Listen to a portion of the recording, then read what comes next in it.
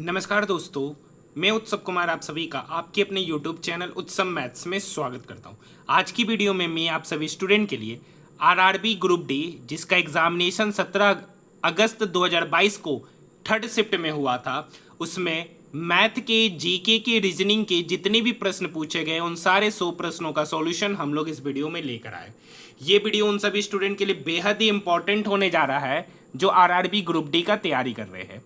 देखिए, आज हमारा आरआरबी ग्रुप डी का प्रीवियस ईयर्स क्वेश्चन का आज हम लोग तीसरा सेट का सॉल्यूशन करने जा रहे हैं। तीनों सेट का मतलब आरआरबी ग्रुप डी का प्लेलिस्ट बना दिया गया है। जो अभी तक 2 शिफ्टों का सॉल्यूशन नहीं देखे वो जाकर देख सकते हैं। सबसे पहला क्वेश्चन आपके स्क्रीन के ऊपर, किसी पदार्थ की प्रतिरोधकता इनमें से किस कारक पर निर्भर करती है? तो वो सही उत्तर हो जाएगा temperature, option number 2। Next question, निम्नलिखित में से कौन सी विद्युत ऊर्जा की वाणिज्यिक इकाई है? तो इसका सही उत्तर होगा किलोवाट घंटा, ऑप्शन नंबर 3। देखिए, अगर आपको इसका पीडीएफ चाहिए तो आप हमारे टेलीग्राम ग्रुप में जुड़ जाइएगा, वहां पर पीडीएफ अपलोड कर दिया गया है।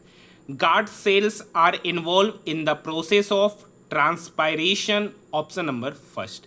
नेक्स्ट क्वेश्चन है, निम्नलिखित में से किस विशेषता के अनुसार भारत की जनता की अपनी प्रतिनिधियों के निर्वाचन में प्रत्यक्ष भूमिका है? तो सरकार का संसदीय स्वरूप, ऑप्शन नंबर 2। आइए नेक्स्ट क्वेश्चन है। क्वेश्चन क्या कर रखा, कार के रियर व्यू दर्पण के रूप में प्रयुक्त एक उत्तल दर्पण की फोकस दूरी दे रखा है। देखिए सर, मिरर है तो मिरर फॉर्मूला आपको पता होगा, दर्पण सूत्र जिसको कहते हैं 1/f बराबर होता है 1/v प्लस 1/u। हाँ या ना? अब देखिए, उत्तल दर्पण है तो उत्तल दर्पण का जो फोकस दूरी होता है वो पॉजिटिव, 3 मीटर की दूरी पर है तो यहाँ पर u क्या होगा, नेगेटिव। हाँ या ना? अब फोकस दूरी पॉजिटिव है मतलब f पॉजिटिव, और फोकस दूरी यहाँ पर 2 है तो मतलब 1/2 इज इक्वल टू पूछ रहा प्रतिबिंब कहाँ बनेगा, तो 1/b। अब देखिए u क्या है, नेगेटिव में मतलब 1/-3।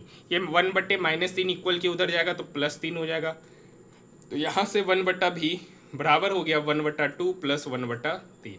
यहाँ से एलसीएम लेंगे 1/v, 2 और 3 का एलसीएम तो इधर 6 हो जाएगा। 2 का टेबल में 6 3 बार में, और 3 का टेबल में 6 2 बार में, तो 3 + 2 हो गया सर 5/6। तो 1/v बराबर 5/6, तो v बराबर हो जाएगा 6/5 मीटर, और 6/5 मीटर का मतलब हो गया 1.2 मीटर। 1.2 मीटर। अब समझिए ये v क्या है सर, प्रतिबिंब।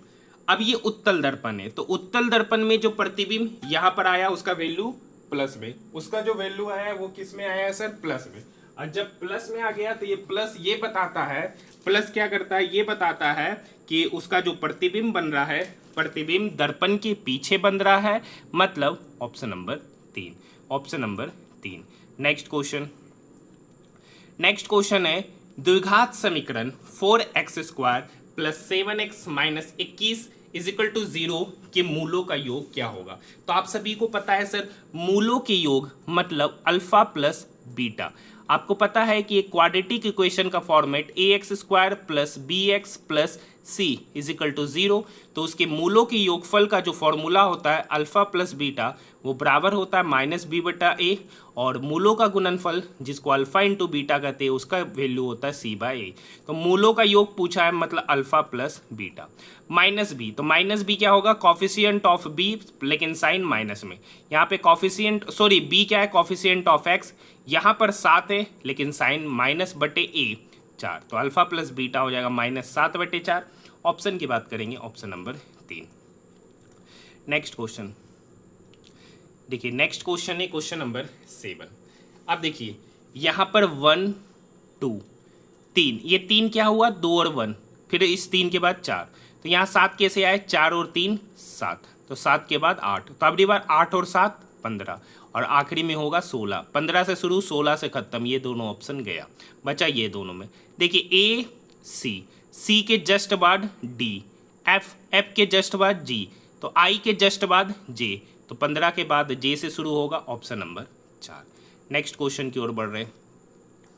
नेक्स्ट क्वेश्चन है सर, 0.16 पर रेकरिंग प्लस 0.15 पर रेकरिंग माइनस 0.13 पर रेकरिंग। तो अगर आप अच्छे से समझिएगा 0.16 पर रेकरिंग, तो रेकरिंग हटाएंगे तो जितना नंबर पे रेकरिंग है उतना नो, डेसिमल के बाद जितना पे रेकरिंग नहीं है उतना 0, तो 16/90। अब यहाँ पर देखिए 1 पे रेकरिंग नहीं है तो 1 मिनट पहले देखिए ये नंबर को एज इट इज लिख लेते हैं। जिस नंबर पे रेकरिंग नहीं है उसको घटाते हैं, तो 1 पे नहीं है तो घटा दिए, डिवाइडेड बाय जितने नंबर पे रेकरिंग 9, जितने पे नहीं उतना 0। अब इसी को उसी तरीके से लिखेंगे तो 15 पर डेसिमल के बाद 15 कितना पे रेकरिंग नहीं है उसको घटाएंगे, डिवाइडेड बाय जितना पे रेकरिंग है उतना 9, जितना पे रेकरिंग नहीं है उतना 0। उसी तरीके से यहाँ पे करेंगे 13 - 1/90। अब यहाँ पे 16 - 1/90 मतलब 15/90 प्लस 14/90 माइनस 12/90। हाँ या ना? 14 में से 12 गया हो गया 2, तो 15/90 प्लस 2/90, तो 15/90 प्लस 2/90 तो हो जाएगा 17/90। ऑप्शन की बात करेंगे, ऑप्शन नंबर 2। नेक्स्ट क्वेश्चन, शीत ऋतु में अंतः उष्णकटिबंधीय अभिसरण क्षेत्र की दिशा क्या होती है? तो वो दक्षिण की ओर होती है। ऑप्शन की बात करेंगे तो ऑप्शन नंबर 2। नेक्स्ट क्वेश्चन देखिए, इस टाइप के क्वेश्चन देख लीजिए आज मैं करा दे रहा हूं, लेकिन आने वाले शिफ्टों में इस टाइप के क्वेश्चन नहीं कराऊंगा। बिल्कुल आसान सा क्वेश्चन होता है, जैसे बोलता है वैसे करते जाइए। आपको पता है मैंने आरआरबी एनटीपीसी 2025 में ग्रेजुएट लेवल का एग्जामिनेशन 5 से जो 24 जून 2025 के बीच में चला था, मैंने उसके सारे शिफ्टों का सॉल्यूशन कराया है, प्लेलिस्ट बना दिया गया। एएलपी के भी मैंने सारे शिफ्टों का सॉल्यूशन कराया, आरआरबी जेई, टेक्नीशियन, आरपीएफएसआई, कांस्टेबल, उन सारे सभी शिफ्टों का मैंने कंप्लीट सॉल्यूशन कराया है। सारे के सारे प्रश्न 2025 में पूछे गए, जाकर देख सकते हैं, सबका प्लेलिस्ट बना दिया गया है। क्वेश्चन है, एक लड़की बिंदु x से उत्तर की ओर 70 मीटर चलती है। देखिए मैं बोल रहा हूँ आज करा दे रहा हूँ इस टाइप के क्वेश्चन, फिर मैं नहीं कराऊंगा, सिर्फ इस टाइप के क्वेश्चन। x से उत्तर की ओर 70 मीटर चलती है, x से उत्तर की ओर 70 मीटर चला, फिर वह बाएं मुड़ा, तो बायां तो इधर ही होगा सर, बायां मुड़ा और कितना मीटर चला? फिर 150 मीटर। फिर वह पुनः बायां मुड़ा और कितना मीटर चली? 70 मीटर। हाँ या ना? फिर वह एक बार बाएं मुड़ती है और कितना मीटर चलती है? 90 मीटर। कितना मीटर चली? 90 मीटर। ठीक है, थोड़ा कलम चेंज कर लेते हैं। फिर वह दाएं मुड़ती है और 100 मीटर चलती है। दाएं मुड़ी सर, तो दाएं मुड़ी तो इधर ना, तो कितना मीटर चली? 100 मीटर। फिर वह बाएं मुड़ती और 60, देखिए यहाँ से यहाँ 90, तो यहाँ से यहाँ क्या? 60। फिर वह बाएं मुड़ी और 60 मीटर चली। अब बिंदु जेड पर पहुंचती है, इस बिंदु का नाम दे दिया जेड। कहता बिंदु जेड से बिंदु एक्स कितनी दूर और किस दिशा में? तो देखिए यहाँ से यहाँ 60, तो यहाँ से यहाँ भी 60, तो इसको जाना पड़ेगा एक्स पर पहुंचने के लिए 100 नीचे गया है तो 100 मीटर ऊपर की ओर, 100 मीटर ऊपर की ओर कर बिंदु जेड से बिंदु एक्स दूर और किस दिशा में? बिंदु जेड जो है ना, बिंदु एक्स से किस दिशा में?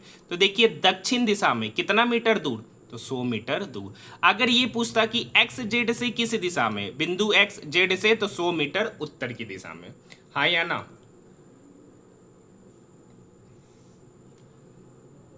नेक्स्ट क्वेश्चन, निम्नलिखित में से उस हस्ती की पहचान कीजिए जिन्होंने खेल के क्षेत्र में पद्मश्री 2022 पुरस्कार से सम्मानित किया गया। Avani Lekhara. Option number first. Bharat में पंचायती राज संस्थानों की स्थापना भारतीय संविधान के किस संविधान संशोधन के तहत किया गया है? तो 73वां संविधान संशोधन। Option number 3। नेक्स्ट क्वेश्चन है, देखिए फिर से क्या क्वेश्चन है? हाँ वही देखिए, फिर से मुड़ने वाला। गायत्री अपने घर से निकलकर दक्षिण की ओर 100 मीटर चलती, ये गायत्री का घर है। अपना घर से निकली 100 मीटर, दक्षिण में गई, तो दक्षिण तो नीचे होगा। फिर वह दाएं मुड़ती है, तो अब देखिए सर दक्षिण में जा रही है तो दाएं मुड़े और 120 मीटर गई। दाएं मुड़ने के बाद वो 120 मीटर गई। फिर वह दाएं मुड़ी और 100 मीटर गई। फिर वह दाएं मुड़ी, 100 मीटर गई। अंत में पुनः दाएं मुड़ी और 180 मीटर गई। अंत में पुनः दाएं मुड़ी और 180 मीटर गई। अब वह आरंभ बिंदु से कितनी दूर है? तो आरंभ बिंदु तो ये, तो इस आरंभ बिंदु से वो कितनी दूर है? तो देखिए यहाँ से यहाँ की दूरी 120, यहाँ से यहाँ की दूरी 120, तो यहाँ से यहाँ की दूरी 120 मीटर। तो बचा कितना, तो यहाँ से यहाँ 180, तो यहाँ से यहाँ कितना होगा 180 माइनस 120 मतलब 60 metre, option number 2।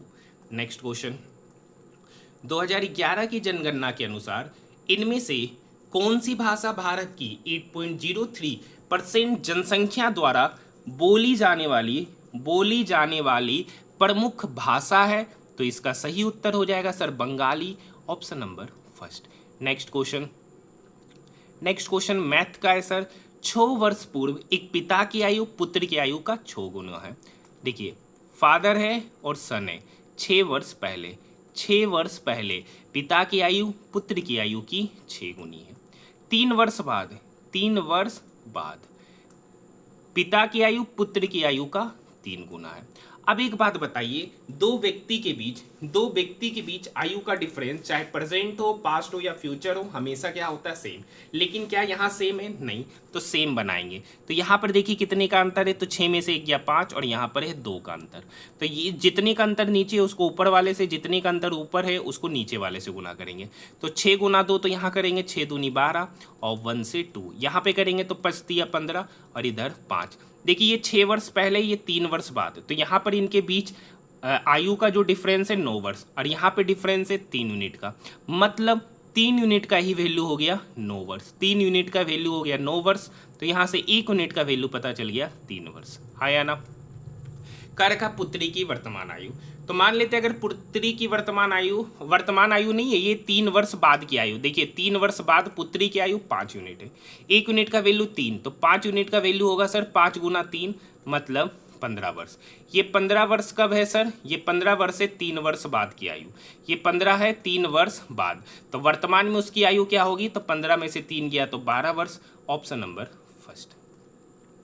Next question, which day of calendar year is acknowledge as the rare disease day? 28 फरवरी, ऑप्शन नंबर 3। नेक्स्ट क्वेश्चन, निम्नलिखित अक्षर श्रृंखला का संदर्भ ले और पूछे गए प्रश्न का उत्तर दे। उपरोक्त श्रृंखला में ऐसे कितनी व्यंजन है जिनके ठीक पहले एक स्वर और ठीक बाद भी एक स्वर है? क्या रखा है? ऐसा व्यंजन मतलब कॉन्सोनेंट, ऐसे कितने कॉन्सोनेंट है जिसके पहले वोवेल और बाद भी वोवेल, मतलब 2 वोवेल के बीच में कॉन्सोनेंट। 2 वोवेल, देखिए एक यहाँ पर है, 2 वोवेल के बीच में एक कॉन्सोनेंट, और देखिए कहाँ पर है, यहाँ देखिए 2 वोवेल के बीच में एक कॉन्सोनेंट, यहाँ देखिए 2 वोवेल के बीच में एक कॉन्सोनेंट, और कहाँ पर है, और यहाँ देखिए 2 वोवेल के बीच में एक कॉन्सोनेंट, और देखिए कहाँ पर है, यहाँ देखिए 2 वोवेल के बीच में एक कॉन्सोनेंट। टोटल कितना है? 5। ऑप्शन की बात करेंगे, ऑप्शन नंबर 4। नेक्स्ट क्वेश्चन, देखिए उस संख्या का चयन कीजिए जो यहाँ पर सही हो सकता है। देखिए 3 में कितना जोड़े 7? 4। 7 में कितना जोड़े 13? 6। 13 में कितना जोड़े 21? 8। 21 में कितना जोड़े 31? 10। तो 31 में कितना जोड़ेंगे? 12। तो 31 में 12 जोड़े तो 43, ऑप्शन नंबर 4। नेक्स्ट क्वेश्चन, देखिए नेक्स्ट क्या है?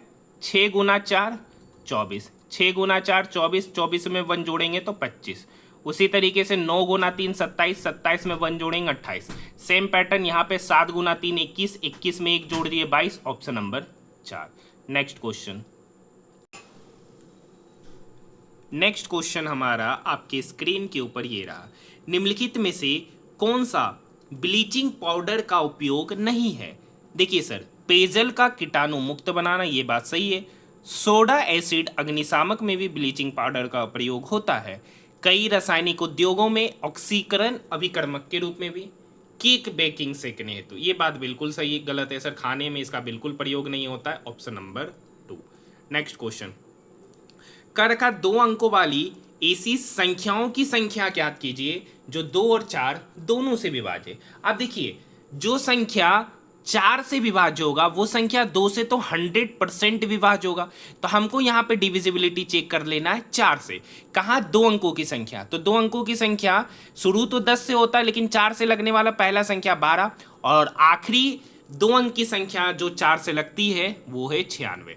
तो टोटल कितनी संख्या है 12 से 96 के बीच में? तो 96 में से 12 गया, 96 में से 12 गया, 6 में से 2 गया 4, 9 में से 1 गया 8, 84। अब इस 84 को 4 से डिवाइड करेंगे और ये वैल्यू निकलता है n-1 का। एक्चुअली जो हम लोग फॉर्मूला लगा रहे हैं वो लगा रहे हैं tn बराबर a plus n-1 into D, जहाँ tn को हम लोग लास्ट टर्म भी बोलते हैं, वही हम लोग डायरेक्ट लिख लिए। ये 4 इस 84 को काटेगा 21 बार में, तो n-1 बराबर 21, तो n बराबर निकल के आएगा 22। मतलब टोटल 22 ऐसी संख्या है 2 अंकों वाली जो 2 और 4 दोनों से विभाज्य है। अब 2 और 4 कहने का मतलब 4 से विभाज्य है। देखिए अब इस चीज के बारे में ऊपर ही कंसेप्ट समझाए थे, यदि द्विघात समीकरण के मूलों का योग, तभी समझाए तो मूलों का योग होता है सर अल्फा प्लस बीटा, और वो होता माइनस बी वाई। तो यहाँ पर देखिए कॉफिशिएंट ऑफ एक्स ही माइनस बी कहलाता है, तो माइनस बी बटे ए तो यहाँ पर कॉफिशिएंट ऑफ एक्स स्क्वायर जो कि 5 है। और मूलों का योग 9, मतलब अल्फा प्लस बीटा का ही वैल्यू 9 है, तो 9 बराबर माइनस बी बटे 5। तो यहाँ से b का वैल्यू क्या होगा, ये 5 9 की तरफ जाके गुना होगा, तो 9 गुना 5 मतलब 45, तो b का मान हो गया -45। ऑप्शन की बात करेंगे, ऑप्शन नंबर 4। सोहन सिंह भकना 1913 में संयुक्त राज्य अमेरिका में भारतीयों द्वारा स्थापित डैश के पहले अध्यक्ष थे, तो Ghadar Party, option number first. Next question की बात करेंगे, यदि x बराबर इतना, ठीक है, तो इनके बीच में समानुपात, तो पहले x का वैल्यू यहाँ पे पुट करेंगे, तो 5 प्लस x का वैल्यू 2 पुट करेंगे तो यहाँ पर हो गया 7, यहाँ पर x का वैल्यू 2 पुट करेंगे, 2 दूनी 4 7 11, यहाँ पे x का वैल्यू 2 पुट करेंगे तो 6 दूनी 12 और 9 21, और y इसका निकालना है समानुपात, तो यहाँ पर हो जाएगा सर 7 बट्टे 11, ये बराबर होगा 21 बट्टे y के। तो ये 7 इस 21 को काटा 3 बार में, ये y इधर आया, 11 इधर आके गुना होगा, तो 11 गुना 3 मतलब 33, मतलब y बराबर 33, ऑप्शन नंबर 2। नेक्स्ट क्वेश्चन, फरवरी 2022 में किस राज्य ने ओपन एयर क्लासरूम पढ़ाई शिक्षालय आरंभ किया? तो देखिए ये उस समय का करंट है, इंपॉर्टेंट तो है नहीं, तो देखिए जो उस समय का करंट होगा उसको स्किप कर देंगे क्योंकि कोई काम का नहीं है, इस बात को आप समझ लीजिएगा, ठीक है। उस संख्या का चयन कीजिए, उस संख्या का चयन कीजिए जो निम्नलिखित श्रेणी में से प्रश्न के स्थान पर आ सकता है। तो देखिए यहाँ पर क्या है, यहाँ पर है 14, फिर है 17 85, फिर है 92, उसके बाद पूछ रहा है यहाँ। तो देखिए 14 में क्या किए, तो 1 गुना किए, 17 से 85 जाने में कितना गुना किए 5, तो यहाँ से 1 से 5 जाने में कितना बढ़ा 4, तो 5 में अगली बार यहाँ से यहाँ जाना है, तो यहाँ से यहाँ जाना है, तो 5 में भी 4 बढ़ाएंगे तो कितना हो गया 9, तो मतलब यहाँ पे गुना कितना करेंगे 9, तो 92 गुना 9, तो 9 दूनी 18, 9 नमा 81, 9 नमा 81 और 1 82, मतलब इधर भी 4 बढ़ा तो बढ़ना चाहिए इधर भी 4, तो 5 से 9 जाना है, 4 बढ़ेगा तो 9 होगा, तो 92 में 9 गुना करेंगे तो 828। नेक्स्ट क्वेश्चन, देखिए आप लोग के डिमांड पर ये वीडियो लाया हूँ, तो कम से कम चैनल को सब्सक्राइब जरूर कीजिएगा, वीडियो पसंद आए तो ज़्यादा से ज़्यादा शेयर जरूर कीजिएगा, ठीक है। बाकी आपको पता है कि मैंने रेलवे का बहुत सारा वीडियो आपको कराया, एनटीपीसी का पूरा पेपर का सॉल्यूशन कराया हूँ जो 2025 में एग्जामिनेशन हुआ ग्रेजुएट लेवल का। अभी 2-4 दिन के अंदर ही RRB NTPC undergraduate level का भी आंसर किया जाएगा, तो उसका भी मैं कंप्लीट पेपर का सॉल्यूशन कराऊंगा। पता है आरपीएफ एसआई का मैंने कराया, कांस्टेबल का कराया, जेई का कराया, टेक्नीशियन का कराया, सारे पेपर का मैंने सॉल्यूशन कराया रेलवे के जो 2024-25 में पूछे गए हैं। देखिए ए एक साड़ी को 11 दिन में, बी उसे 20 दिन में, और सी उसे 55 दिनों में पेंट कर सकता है। तो 11 20 55, तो 11 तो 55 में ही है, 55 ये 5 तो 20 में भी है, तो 4 गुना करेंगे तो 55 गुना 4, मतलब इसका एलसीएम निकल के आएगा 220। ए 11 दिन में 220 काम किया तो 11, ए की एफिशिएंसी 20, बी 20 दिन में 220 काम किया तो बी का एफिशिएंसी 20, 2 कितना 11, सी 55 दिन में 220 काम किया तो सी का एफिशिएंसी 4। अब कह रखा है कि यदि कार्य पूरा होने तक प्रत्येक विषम संख्या वाले दिन बी द्वारा ए की काम किया जाता है, मतलब पहले काम किया ए और बी साथ मिलकर, पहला दिन काम किया ए और बी, फिर अल्टरनेट में फिर उसके अगले दिन ए के साथ काम करता है सी, मतलब पहला दिन काम किया ए प्लस बी, दूसरा दिन ए और सी, फिर तीसरा दिन ए प्लस बी साथ में, फिर चौथा दिन ए और सी, तो इस तरीके से ये काम कितने दिन में पूरा होगा। तो ए प्लस बी का एफिशिएंसी 20 प्लस 11 मतलब 31 काम, ए और सी का एफिशिएंसी तो 20 प्लस 4 मतलब 34 काम। ये तो पहला दिन, ये दूसरा दिन, तो 2 दिन में टोटल कितना काम हुआ, तो 31 प्लस 24, तो 31 प्लस 24 हो गया सर 55 काम। तो 2 दिन में 55 काम, टोटल काम है 220, टोटल काम है 220, तो 55 में कितना गुना करेंगे कि 220 आएगा सर? 4। तो 2 में कितना गुना करेंगे? 4। तो 2 में 4 गुना किए तो हो जाएगा 8 दिन, मतलब 8 दिन में टोटल कार्य समाप्त होगा। Option number 2। नेक्स्ट क्वेश्चन देखिए, वेंकट ने एक पुराना स्कूटर खरीदा और इसकी मरम्मत पर क्रय मूल्य से 10% के बराबर की राशि खर्च की। तो मान लेते हैं कि उसने खरीदा 100 में। अब उसमें ये सीपी है, रिपेयरिंग पे कितना खर्च किया? सीपी का 10%, मतलब खर्च किया 10 यूनिट। उसने एक स्कूटर को 2200 रुपये के लाभ पर बेचा। तो देखिए 100 प्लस 10, तो टोटल कितना खर्च हो गया? मतलब टोटल सीपी कितना हो गया? 110 यूनिट। अब इस पर 20% का लाभ हुआ और एक्चुअली में लाभ हुआ 2200 रुपये का, मतलब 110 का 20%, 110 का 20% ही क्या हो गया सर? प्रॉफिट। और एक्चुअली में प्रॉफिट हो रहा है 2200 रुपये का। एक्चुअली में प्रॉफिट हुआ 2200 का। डबल जीरो से ये जीरो गया, तो यहाँ से 22 यूनिट का ही वैल्यू पता चल गया 2200 रुपये, यही प्रॉफिट है। तो यहाँ से 1 यूनिट का वैल्यू पता चल गया 100 रुपये। तो उसने मरम्मत पर कितना खर्च किया? तो देखिए रिपेयरिंग पे टोटल खर्च किया 10 यूनिट, तो 1 यूनिट का वैल्यू 100, तो 10 यूनिट का वैल्यू कितना होगा सर? 100 गुना 10, मतलब 1000 रुपया। Option number 2। ये एक बेहतरीन क्वेश्चन था, कंफ्यूजिंग वाला क्वेश्चन था, तो एक बार आप इसे अच्छे से कीजिएगा और खुद से बनाने का प्रयास कीजिएगा। नेक्स्ट क्वेश्चन, भारत के 15वें महान्यायवादी के वेणुगोपाल का अपना कार्यकाल का पहला विस्तार इनमें से किस वर्ष में मिला था? तो 2020। ऑप्शन नंबर देखिए, soil degradation is one of the major environment problems being faced these days. A wide range of techniques to conserve soils are mentioned below. Select the incorrect option. तो overgrazing, option number 3। Next question, एक गर्भ निरोधक तकनीक जो गर्भाशय के भीतर शुक्राणुओं को फेगोसाइटोसिस को बढ़ाती है वह कौन सी है? तो कॉपर टी का उपयोग। Option number 2। नेक्स्ट क्वेश्चन कर रखा है, देखिए ये क्वेश्चन आपको पता है कि अभी जो नया पैटर्न पे एग्जामिनेशन हो रहा है उसके हर एक शिफ्टों में ये क्वेश्चन पूछे जा रहे हैं। इनफैक्ट एक क्वेश्चन ही एक से अधिक संख्या दे रखा है, प्रत्येक विषम अंक में 2 घटाना, प्रत्येक ओड में 2 घटाएंगे और प्रत्येक इवन में 1 जोड़ेंगे।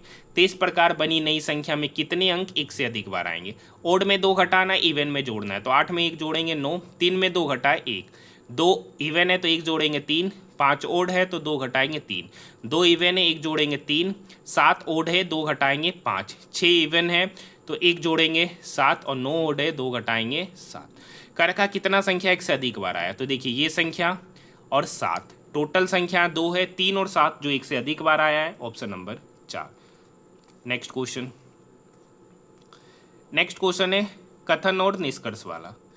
कुछ गुलनार पिटूनिया है, कुछ गुलनार पिटूनिया है, हाँ या ना? सभी पिटूनिया सूरजमुखी है, सभी पिटूनिया सूरजमुखी है, हाँ या ना? कुछ सूरजमुखी गुलजार नहीं है, मतलब यही वाला हिस्सा गुलजार नहीं है, ठीक है, यही वाला हिस्सा गुलजार नहीं है। कुछ सूरजमुखी गुलजार है, कुछ सूरजमुखी गुलजार है, ये वाला हिस्सा देख सकते गुलजार है, मतलब पहला सही है। सभी गुलनार सूरजमुखी है, सभी गुलनार सूरजमुखी है, ये वाला पोर्शन देखिए है नहीं है, तो ये गलत। सभी पिटूनिया गुलनार है, सभी पिटूनिया गुलनार है नहीं, कुछ गुलनार पिटूनिया है, मतलब ये भी बात गलत। कोई सूरजमुखी गुलनार नहीं, कोई भी सूरजमुखी गुलनार नहीं, नहीं सर ये तो सूरजमुखी गुलनार है, तो मतलब ये भी बात गलत। केवल निष्कर्ष 1 सही, ऑप्शन नंबर 1। नेक्स्ट क्वेश्चन, अब देखिए क्वेश्चन नंबर 34। अब देखिए ये वाला भी आपके एग्जामिनेशन में, लेकिन एग्जामिनेशन में यहाँ शादी का जिक्र किया है, तो इस बार जो पैटर्न में है यही सेम क्वेश्चन पूछा जा रहा है, लेकिन वहां पर परीक्षा का जिक्र है। सोमवार से रविवार, सोमवार से तो सोमवार, मंगलवार, बुधवार, गुरुवार, शुक्रवार, शनिवार, रविवार, मतलब ये ग्रुप डी में भी सेम पैटर्न था और एनटीपीसी में तो चल ही रहा है, सारे के सारे शिफ्टों में, आरपीएफ, एसआई, कांस्टेबल, हर जगह ये क्वेश्चन है। कर का सी को एक ठीक बात परीक्षा में शामिल, शादी में शामिल होना, वाई को बी और डब्ल्यू के बीच में, यहाँ पर पकड़ने वाला लाइन है एक्स, एक्स का रखा शुक्रवार को शादी में शामिल होता है, बस। अब आगे पकड़ते हैं, बी को रविवार में, बी रविवार को शादी में शामिल नहीं होता है।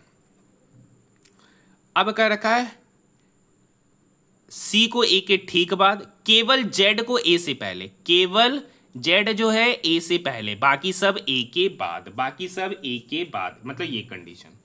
आगे क्या रखा है, सी को ए के ठीक बाद, सी को ए के ठीक बाद, और वाई को बी और डब्ल्यू से पहले किसी दिन, y को कह रखा है BOW से पहले, तो मतलब BOW तो यहाँ जाएगा, लेकिन B यहाँ तो रहेगा नहीं, तो B यहाँ रहेगा, तो W कहाँ बैठेगा, यहाँ।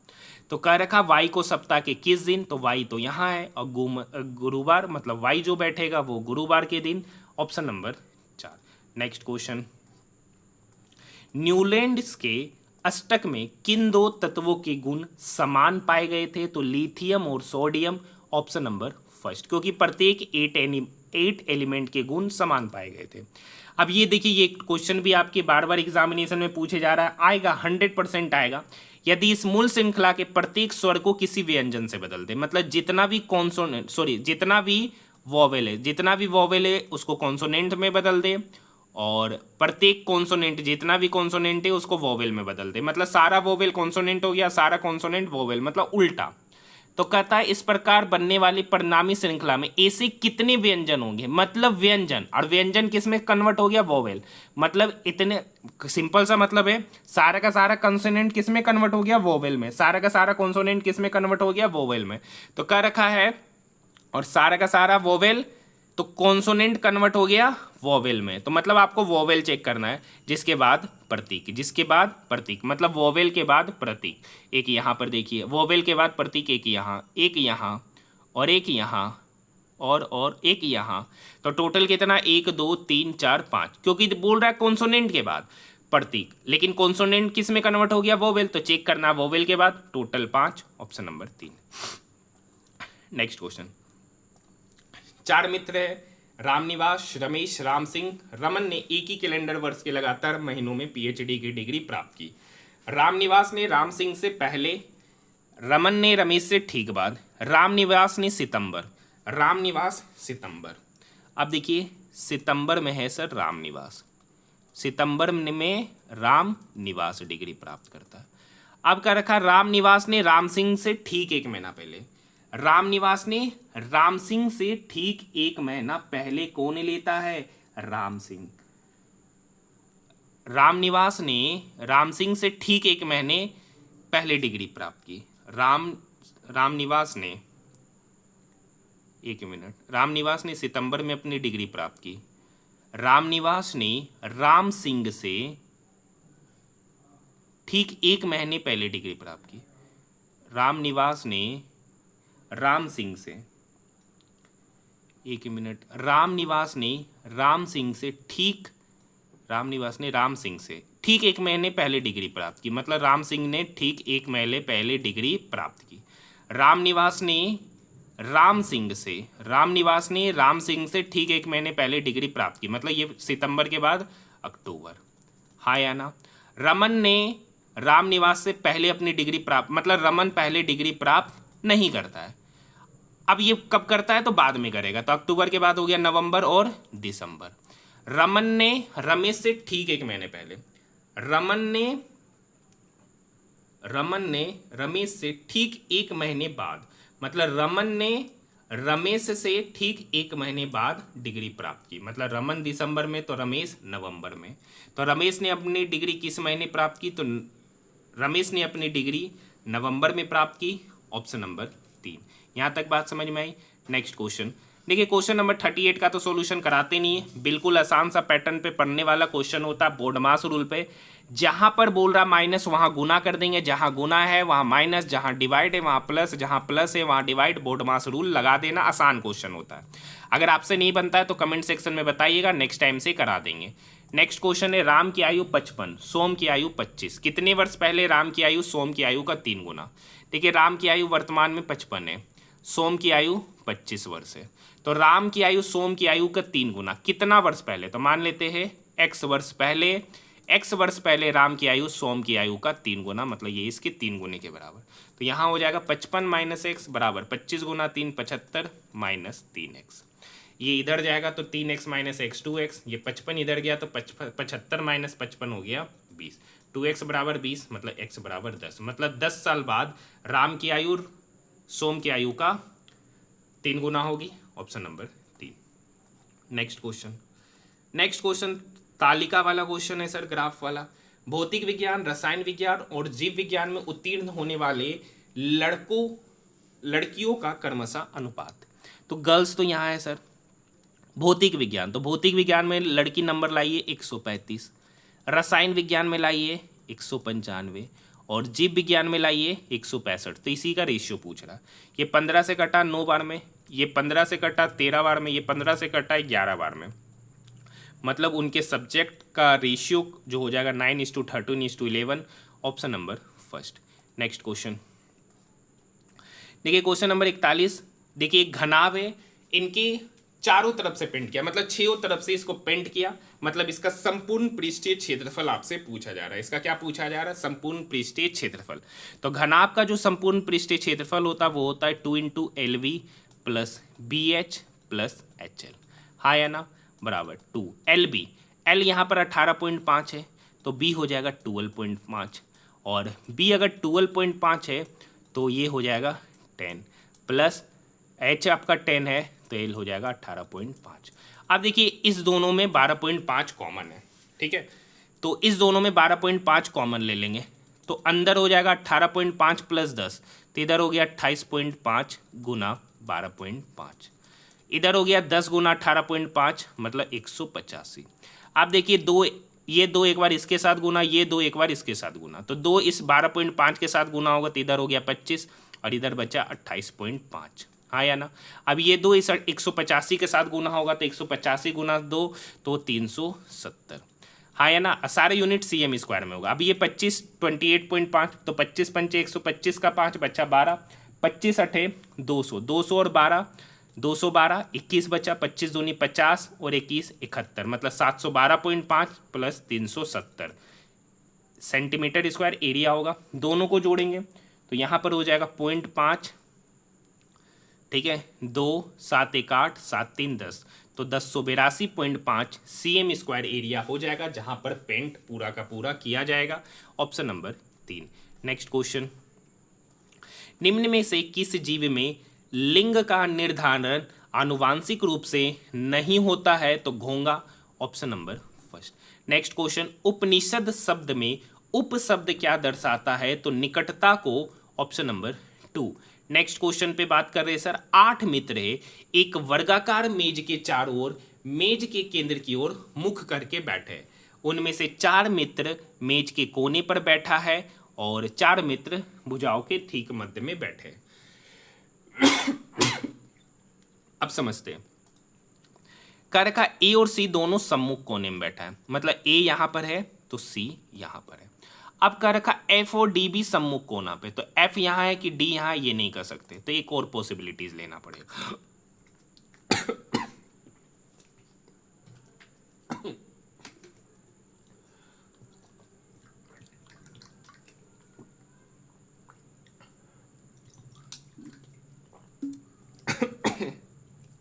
तो यहां पर देखिए, अगर हम ए को यहीं रखते, ए को, एक मिनट, ए यहां तो सी यहां, तो अब पॉसिबिलिटीज पे बात करते हैं, क्योंकि देखिए यहां पर कॉर्नर का बात है, क्योंकि मान लेते हैं अगर एफ यहां पर है तो डी कहां पर होगा? यहां पर। अब मानते हैं कि अगर एफ यहां पर है तो डी कहां पर होगा? यहां पर। दोनों पॉसिबिलिटीज पे लेके कर चलते, कौन सही होगा? जो सही होगा उसी वाला आंसर सही होगा। तो यहां तक हो गया। कर का जी ए और एफ के बीच में, जी ए और एफ के बीच में, यहां पर जी ए और एफ के बीच में, मतलब यहां पर। ये पॉसिबिलिटीज है, इस दोनों में से कोई एक ही होगा, हाँ या ना। अब क्या रखा है?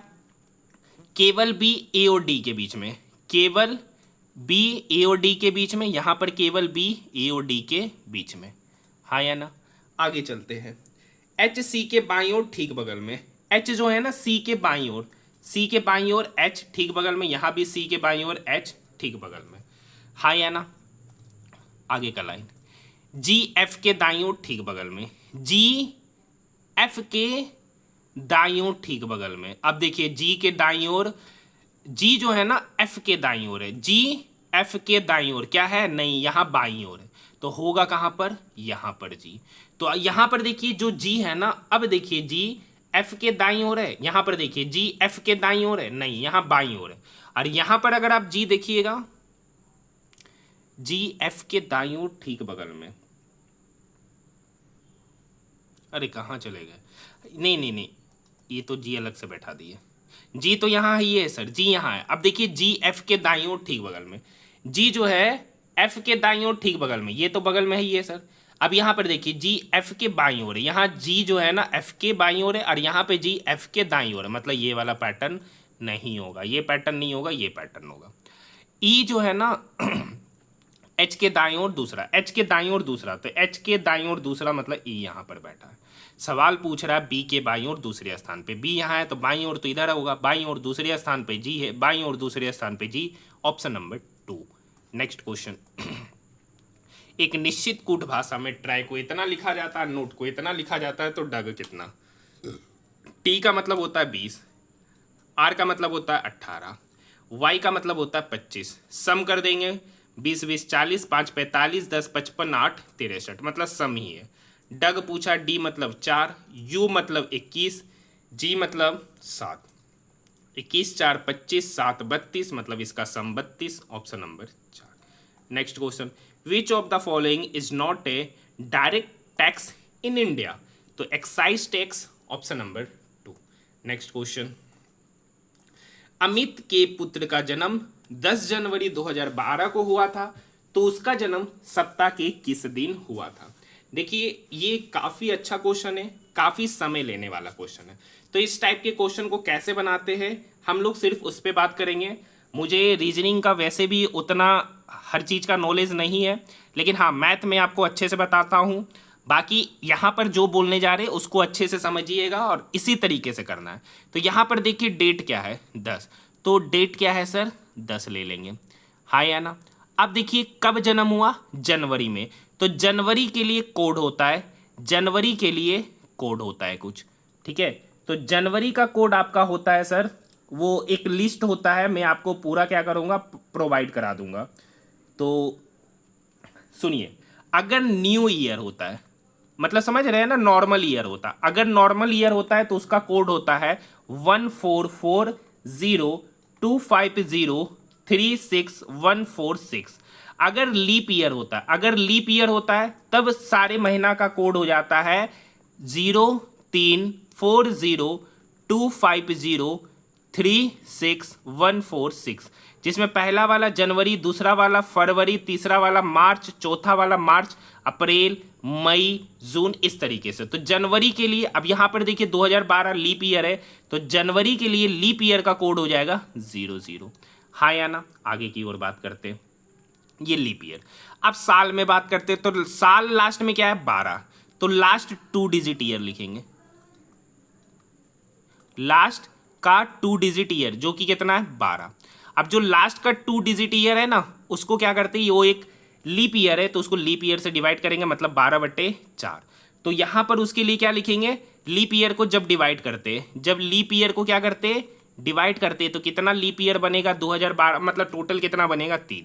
अब सेंचुरी के लिए कुछ लीप ईयर होता है, तो 2012 कौन सा सेंचुरी है, तो 2012 का सेंचुरी का भी कुछ होता है, ठीक है। 2012 का सेंचुरी कोड होता है 06।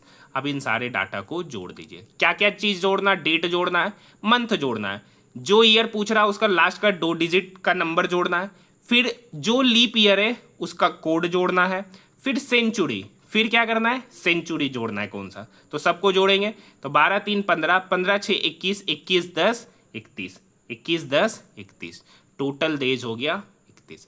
अब उस 31 को क्या करना है 7 से डिवाइड करेंगे, तो कितना रिमाइंडर बचा, 7 चौक 28, 29 30 31, मतलब 3 डेज रिमाइंडर बचा।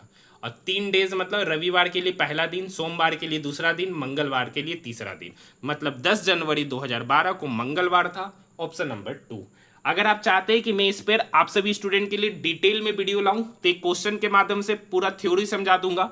आप लोग मुझे ज़्यादा से ज़्यादा संख्या में कमेंट्स कीजिएगा, क्योंकि इस टाइप के क्वेश्चन ग्रुप डी में बहुत बार पूछे गए। नेक्स्ट क्वेश्चन, प्रत्येक 14 सेंटीमीटर लंबी भुजा वाले एक समबाहु त्रिभुज का क्षेत्रफल। देखिए आप सबको पता है समबाहु त्रिभुज का जो क्षेत्रफल होता है सर √3/4 इंटू भुजा स्क्वायर। अब भुजा हो गया सर 14 गुना 14। अब देखिए ये 2 दूनी 4, 2 सत्ती 14, फिर सेम कहानी 2 Satti 14, 7 Satti 49 √3, option number 3। Next question, दो संख्याओं का एचसीएफ 7, उनका एलसीएम 434, इनमें से एक संख्या 14 तो दूसरी संख्या पूछ रहा है। फॉर्मूला होता है sir first number into second number, ये बराबर होगा एलसीएम इंटू एचसीएफ, ये बराबर होगा एलसीएम इंटू एचसीएफ। अब यहाँ पर देखिए सर एलसीएम है 434, एचसीएफ है यहाँ पर 7। पहली संख्या यहाँ पर 14, दूसरी संख्या को मान लेते हैं एक्स, वही निकालना है। ये 7 इस 14 को काटेगा 2 बार में, ये 2 इस 434 को काटेगा 217 बार में, तो दूसरी संख्या पता चल गया 217, ऑप्शन नंबर 3। नेक्स्ट क्वेश्चन, एक दुकानदार किसी पुस्तक को 14% की हानि पर बेचा, यदि विक्रय मूल्य में 100 रुपये की वृद्धि होती है तो उसे 6% का लाभ होते हैं, 6% का लाभ। तो मान लेते हैं कि सर एक वस्तु का सीपी है 100, उसको 14% हानि पर बेचे तो बेचे कितना 86 पर, ठीक है। तो ये सीपी है, ये एसपी है, ये सीपी है, ये एसपी है। कर रखा विक्रय मूल्य में 100 रुपये का वृद्धि होता, विक्रय मूल्य में 100 रुपये का वृद्धि होता, मतलब अब कितने पे बेच रहे हैं सर 86 यूनिट प्लस 100 रुपया पे, तो उसे 6% का लाभ होता। तो 100 पर 6% का लाभ मतलब नया एसपी हो जाएगा 106, और 106 यूनिट बराबर ही 86 यूनिट प्लस 100, ये 86 यूनिट 106 यूनिट की तरफ घटा तो इधर हो गया 20 यूनिट, तो 20 यूनिट का वैल्यू 100 रुपया। तो पूछ रहा सीपी, तो सीपी है 100 यूनिट, तो 100 यूनिट का वैल्यू कितना, तो 20 से 100 जाने में 5 गुना करेंगे, तो इधर भी 5 गुना करेंगे, तो 100 गुना 5 मतलब 500 रुपया, ऑप्शन नंबर फर्स्ट। एक प्रकाश किरण दो माध्यमों को पृथक करने वाले एक इंटरफेस पर उसके अविलंब के अनुदिश आपतित होती है, तो आपतित किरण अपवर्तित किरण के बीच जो कोण होगा वो 0 डिग्री हो जाएगा। ऑप्शन की बात करेंगे तो ऑप्शन नंबर 3। नेक्स्ट क्वेश्चन देखिए, बोर्डमास रूल पे बनने वाला आसान क्वेश्चन है, आप खुद से इसे क्या कर सकते हैं, आसानी से बना सकते हैं। ये क्वेश्चन नंबर 53, अच्छा क्वेश्चन है, आसान क्वेश्चन है। क्वेश्चन क्या कर रखा है, अच्छा से पढ़िए। कर रखा है इनमें से कौन सा कथन सही है, जी ग्रेटर, देखिए N greater than T, N इधर है टी इधर है।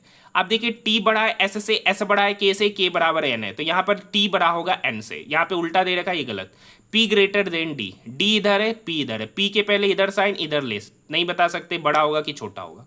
जी ग्रेटर देन टी, जी इधर है टी इधर है, देखिए पी टी से बड़ा है, जी पी से बड़ा है, तो जी टी से बड़ा हो जाएगा, तो ऑप्शन नंबर 3 ही सही हो जाएगा।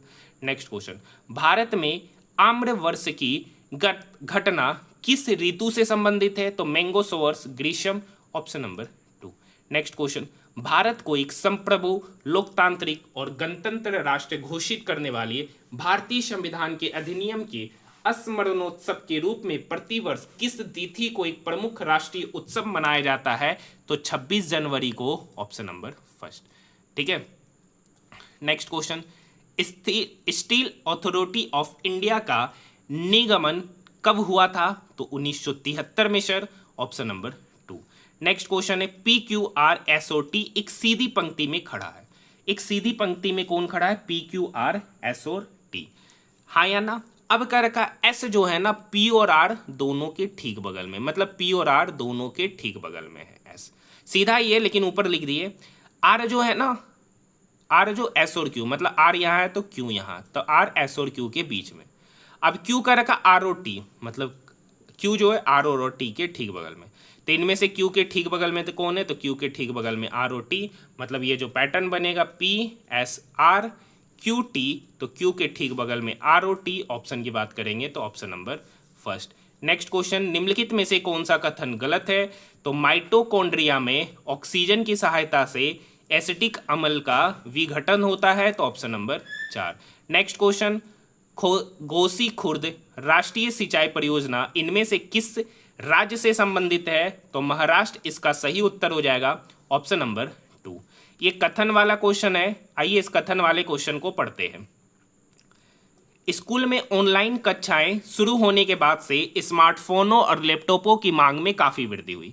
लोग अपने बच्चों को ऑनलाइन कक्षाओं में भाग लेने में सक्षम बनाने के लिए स्मार्टफोन और लैपटॉप खरीद रहे, ये बात सही है। ऑनलाइन कक्षाओं में भाग लेने के लिए डेस्कटॉप कंप्यूटर का उपयोग नहीं किया जा सकता, ऐसा कोई बात नहीं है, किया जा सकता है, ये धारणा गलत है, केवल निष्कर्ष 1 सही है, ऑप्शन नंबर 3। नेक्स्ट क्वेश्चन की ओर बढ़ रहे। नेक्स्ट फिर से आ गया इनइक्वलिटी वाला क्वेश्चन। क्या कह रखा है, टी बड़ा है जी से बड़ा है ई बड़ा है एफ से, एफ और बी बराबर है, और जेड बी से भी बड़ा है, तो कह रखा है एफ और जेड बराबर होंगे। हाँ ये हो सकता है, देखिए यहाँ पर समझिए एफ बराबर है बी के और बी बराबर है और इक्वल है, sorry B less than equal to Z, मतलब एफ बी के बराबर है और बी जो है ना जेड के भी बराबर है, क्योंकि यहाँ पे इनइक्वलिटी में इक्वल का साइन है, मतलब एफ और जेड बराबर हो सकते, ये सही है। नेक्स्ट है ई बड़ा है बी से, ई देखिए तो ये भी सही है सर, एफ बराबर जेड, एफ बराबर देखिए एफ बराबर बी और यहाँ पे लेस इक्वल, बी और जेड इक्वल हो भी सकता है, तो यहाँ पे दोनों पॉसिबिलिटीज बनेगा, हो भी सकता है और नहीं भी हो सकता है। लेकिन ई ग्रेटर देन एफ, यहाँ पर है ई ग्रेटर देन एफ, मतलब ये तो 100% होगा, लेकिन यहाँ पे पॉसिबिलिटीज का बात है, क्योंकि एफ बराबर है बी के और B less than equal to Z, यानी बी और जेड, बी जो होगा जेड के बराबर होगा या तो जेड से छोटा होगा, तो ये तो दोनों पॉसिबिलिटीज बन रहा है, तो दोनों पॉसिबिलिटीज बन रहा है तो वो तो 100% उत्तर हो नहीं सकता है, तो केवल निष्कर्ष 2, ऑप्शन नंबर 2। नेक्स्ट क्वेश्चन, समूह 16 के निम्न में से किस तत्व में सर्वाधिक अधात्विक गुण होते हैं? तो ऑक्सीजन, ऑप्शन नंबर 4।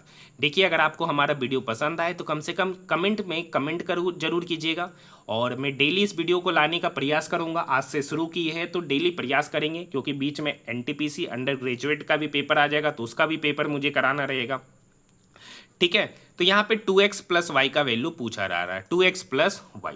अब देखिए ये 105 है, तो ये कितना होगा सर, एक ही ओर के दो अंता कोणों का योगफल 180 होता है, तो ये 105 है, तो ये कितना होगा 180 माइनस 105, मतलब ये 75 डिग्री।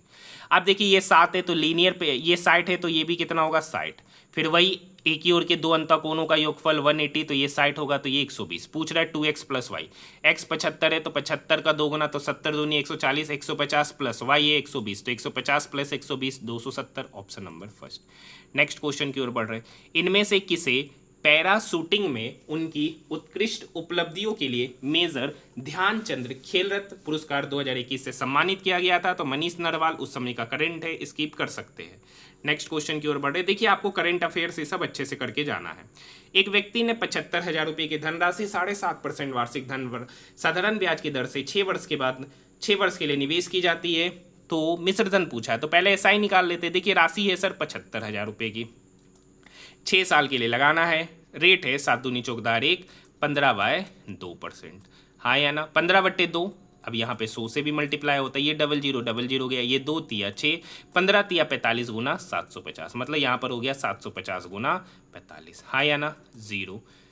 25 का 5 बाकी 2, 7 पंचे 35, 5 चौक 20, 35 20 55 2 57 का 7 बाकी 5, 7 चौक 28 5 33, मतलब 33,750 का ब्याज दिया।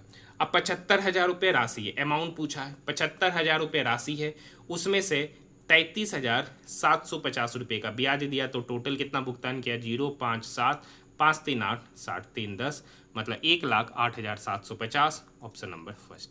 नेक्स्ट क्वेश्चन है सर, एक्स और वाई एक कार्य को क्रमशः 8 दिन और 12 दिन, एक्स किसी कार्य को 8 दिन में, वाई उसी कार्य को 12 दिन में, वे वैकल्पिक दिनों में कार्य करते हैं, मतलब 8 और 12 का पहले एलसीएम लेंगे 24, एक्स 8 दिन में 24 मतलब एक्स का एफिशिएंसी 3, वाई 12 दिन में 24 मतलब वाई का एफिशिएंसी 2। अब क्या रखा है, एक्स पहले दिन कार्य किया, मतलब पहले 3 आया, फिर दूसरा दिन काम किया वाई, फिर तीसरा दिन काम किया एक्स, फिर चौथा दिन काम किया वाई, तो 2 दिन में दोनों मिलकर कितना काम किए, तो 5, 3 + 2 5 काम। तो पहले 24 काम है, तो 5 चौक 20, मतलब समझिए, मतलब 2 दिन में 5 काम, 2 दिन में 5 काम, तो 20 तक ही जाना है, तो 20 काम कितना दिन में, तो यहाँ 4, तो यहाँ 8 दिन, मतलब 8 दिन में कितना काम हुआ 20, 8 दिन में कितना काम हुआ 20। अब अल्टरनेट डे में फिर आएगा एक्स, फिर आएगा एक्स, तो एक्स एक दिन में कितना काम किया 3, अब बचा कितना काम 20 + 3 23, तो बचा एक काम। अब उस एक काम को कौन करेगा सर, उस एक काम को करेगा बी, अब बी का एफिशिएंसी 2, तो कितने दिन में करेगा, तो 1/2, टोटल जोड़ेंगे तो 8 + 1 9, 9 + 1/2 दिन में वो कार्य समाप्त होगा, ऑप्शन नंबर 3। नेक्स्ट क्वेश्चन, ये उस समय का करंट है, स्किप कर दे रहे। क्वेश्चन नंबर 68, ऐसे कितने प्रतीक है जिनके बाद एक व्यंजन और ठीक पहले एक स्वर है? कर रखा है ऐसा कितना प्रतीक है जिनके पहले कॉन्सोनेंट और बाद में वोवेल, मतलब कॉन्सोनेंट वोवेल के पहले प्रतीक, कॉन्सोनेंट वोवेल, यहाँ पर देखिए एक है कॉन्सोनेंट वोवेल के बीच में प्रतीक, और कहीं है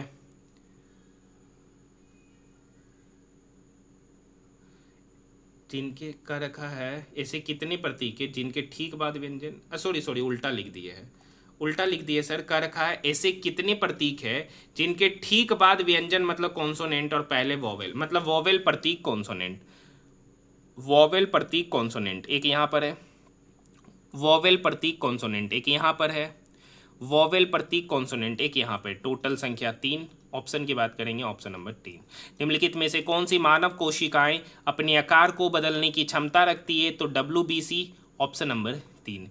अतीत में खर्च की गई लागत जिसे भविष्य में वसूल नहीं किया जा सकता है, तो विफल लागत, sunk cost, option number 3। Next question, यदि हम डैश में अमोनिया का विलयन मिलाते हैं तो एक सफ़ेद अवक्षेप बनेगा, तो aluminium chloride, option number first.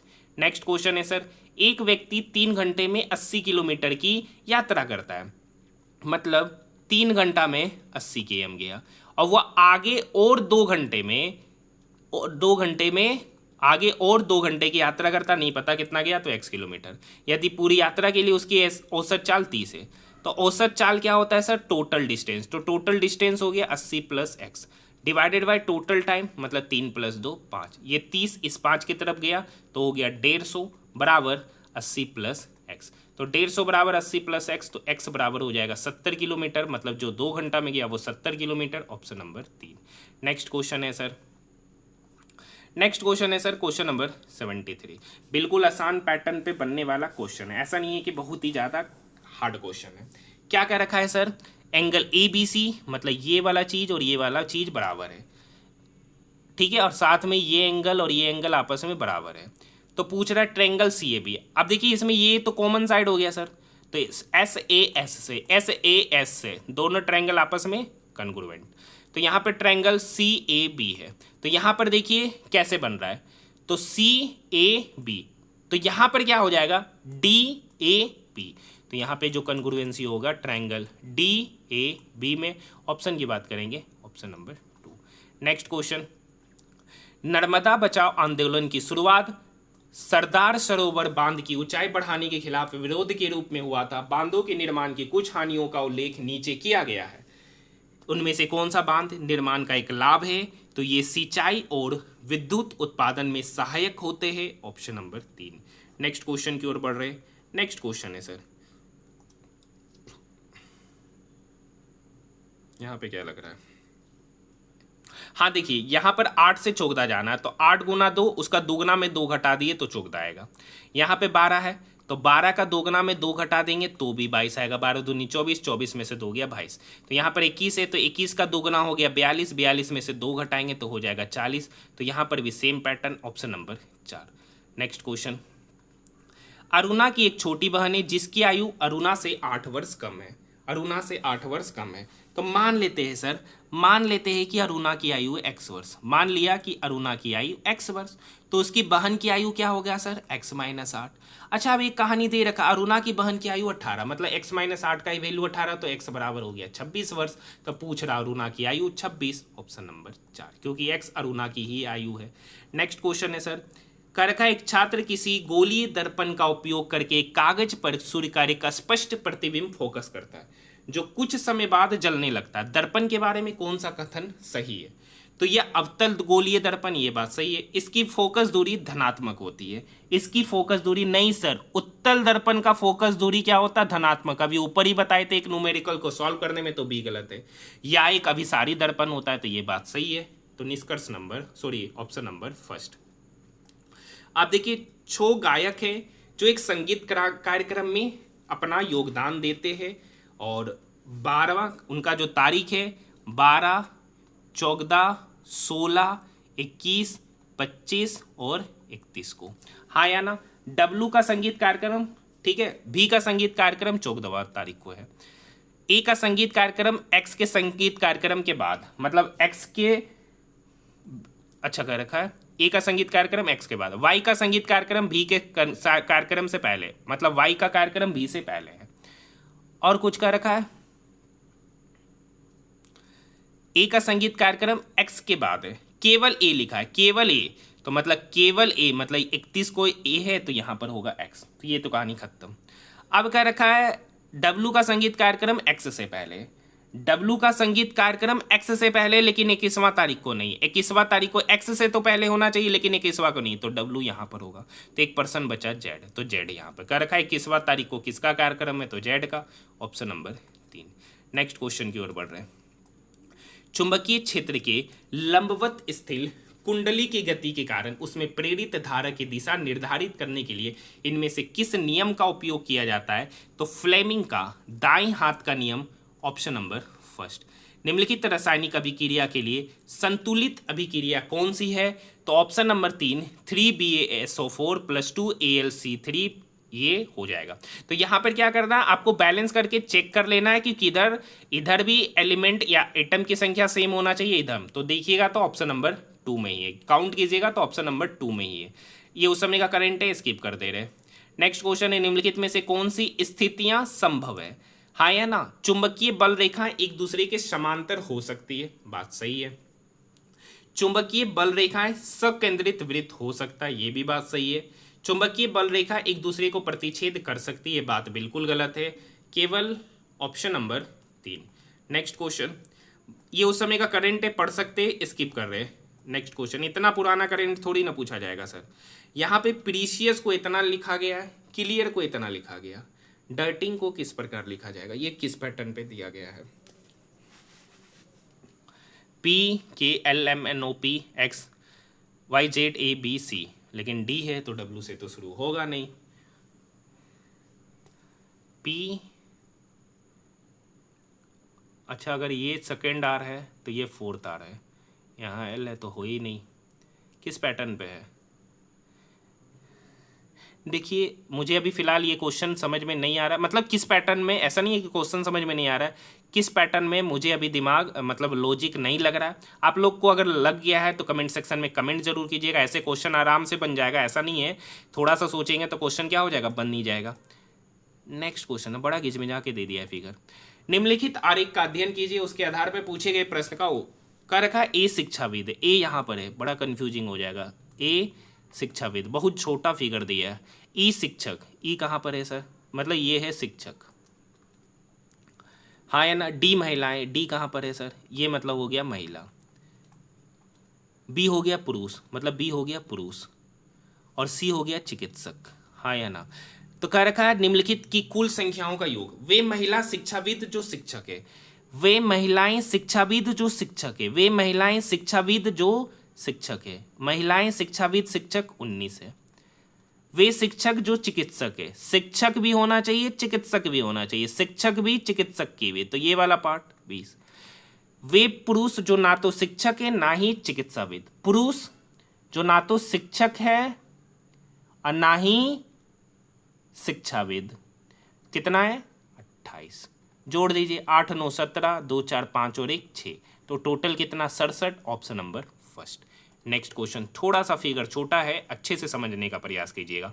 मानव वृक्क में वृक्काणु के नलिकानुमा भाग द्वारा आरंभिक निस्यंद में से इनमें से किन पदार्थों का चयनात्मक पुनः अवशोषण कर लिया जाता है, तो ग्लूकोज, जल, लवण और अमीनो अम्ल, ऑप्शन नंबर 3।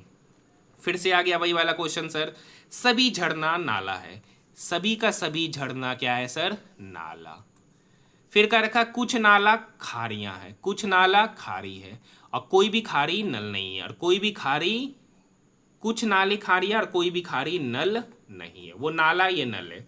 तो कुछ नल खारियां हैं, कुछ नल खारियां नहीं सर, ये तो बात बिल्कुल गलत है। कोई भी झरना नल नहीं है, कोई भी झरना नल नहीं है, हो भी सकता नहीं भी हो सकता, नहीं कर सकते। कुछ नाले झरने, कुछ नाले झरने, ये बात सही है, तो केवल निष्कर्ष 3। नेक्स्ट क्वेश्चन, अब देखिए ये क्वेश्चन बिल्कुल आसान सा बनने वाला क्वेश्चन है। यहाँ पर देखिए 2 पे पावर x, 4 पे पावर 12 मतलब 2 पे पावर 24, 8 पे पावर 3 तो 8 मतलब 2 का क्यूब, उस पर पावर 3 मतलब 2 पे पावर 9। अब 16 है सर, तो 16 मतलब 2 पे पावर 4, अगर power a to the power P whole power n हो जाता तो पावर आपस में मल्टीप्लाई, तो 16 मतलब 2 पे पावर 4 और उस पर होल पावर 11 मतलब 2 पे पावर 11 गुना 4 44, सब पावर 8 हो जाता, बेस सेम है तो पावर 8, 24 + 9 33, तो x + 33 ये बराबर हो गया 2 पे पावर 44, बेस सेम तो पावर इक्वल, यानी x + 33 ये बराबर हो जाएगा 44 के, तो x + 33 = 44, तो यहाँ से x का value 11, option number 2। Next question है सर एक्स बटे वाई बराबर 3/2 तो x square plus y square बटे x square minus y square.